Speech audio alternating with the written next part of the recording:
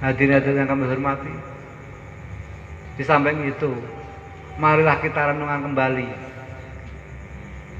bagaimana beliau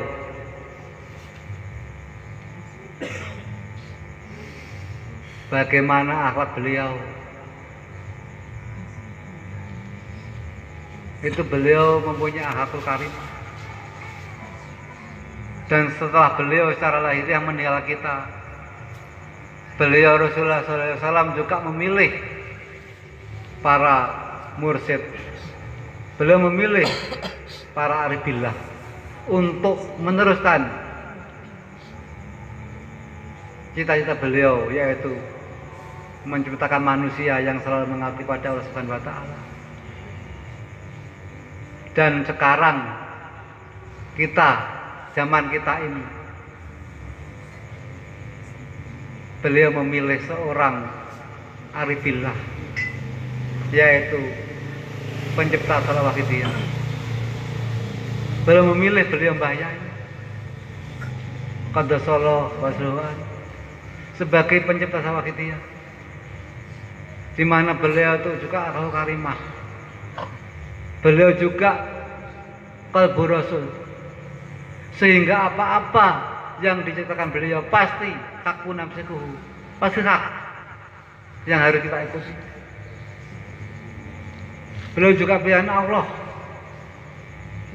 untuk mendidik kita, mengarahkan kita melalui sawakid dan ajarannya.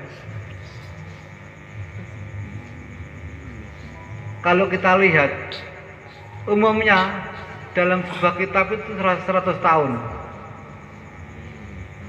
Jadi kalau 100 tahunnya lagi 2063. Jadi sekarang secara umum beliau masih menjabat sebagai Al-Ghaus yang mujadid. Berhubung di Wahidiyah itu Ghaus dirahasiakan, tidak boleh dibicarakan dari beliau, karena tidak ada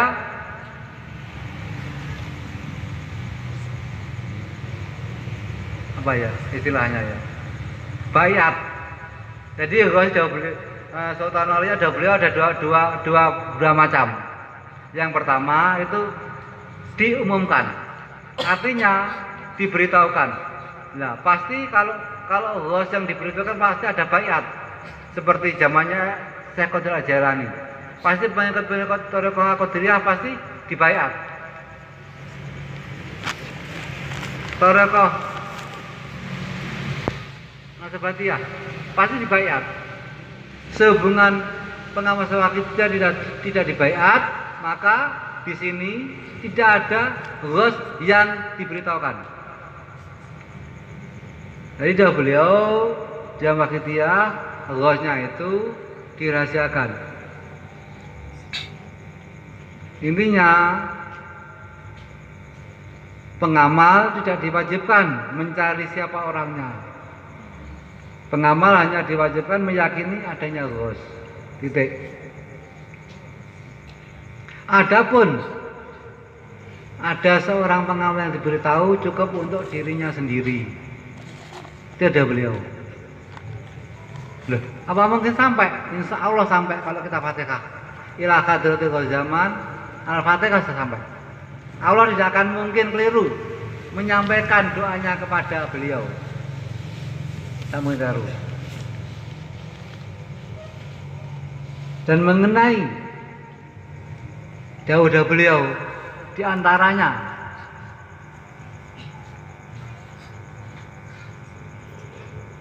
mari kita bersama-sama berjuang dalam meningkatkan iman kepada Allah Subhanahu wa Ta'ala, dalam mencari syafaat Rasulullah, dalam mencari ridha Allah, dalam rangka mencari kebahagiaan yang abadi. Pada dasarnya dawuh beliau itu mengajak kita semua tidak pandang bulu, dari golongan manapun, tua, muda, Kalau perlu agama manapun. Kita ajak bersama-sama meningkatkan keimanan kepada Allah Subhanahu wa taala.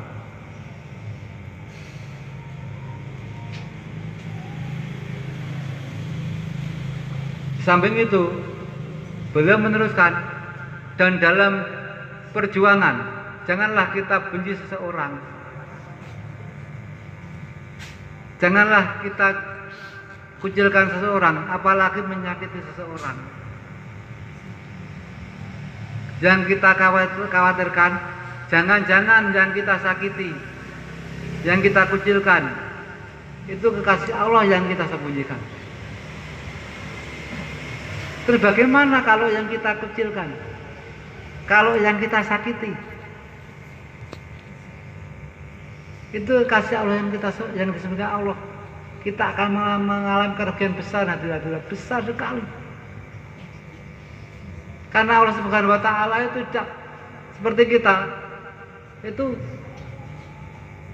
kayak ghost tidak. Kayak kasihku tidak.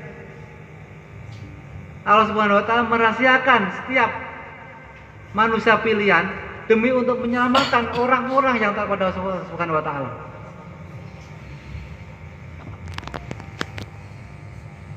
Di samping itu, bagi orang yang menginginkan ridha Allah Subhanahu wa taala, bagi orang yang ingin mendapat syafaat baginda Rasulullah SAW, bagi orang yang ingin mencari kebahagiaan akhirat, berhak mengamalkan sholat waqtiyah tanpa izin siapapun, tanpa ikut siapapun, tanpa masuk organisasi manapun, dengan catatan di bawah koridor yang telah ditentukan beliau Mbah Yai. Maaf, sekali lagi saya tegaskan, bagi orang yang ingin mencari kebahagiaan abadan, bagi orang yang ingin mencari syafaat Rasulullah, bagi orang yang ingin mencari ridha Subhanahu wa taala, berhak mengamalkan sholat waqtiyah tanpa izin siapapun, tanpa masuk organisasi manapun, asalkan dengan syarat di bawah koridor yang telah ditentukan Mbah Yai. Bukan berarti saya melarang masuk ini, tidak.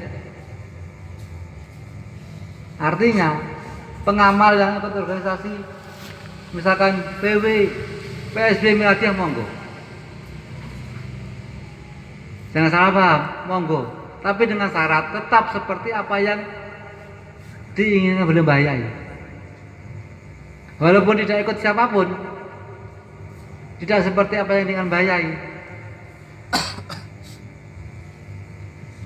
saya yakin dia bukan seorang mengamal.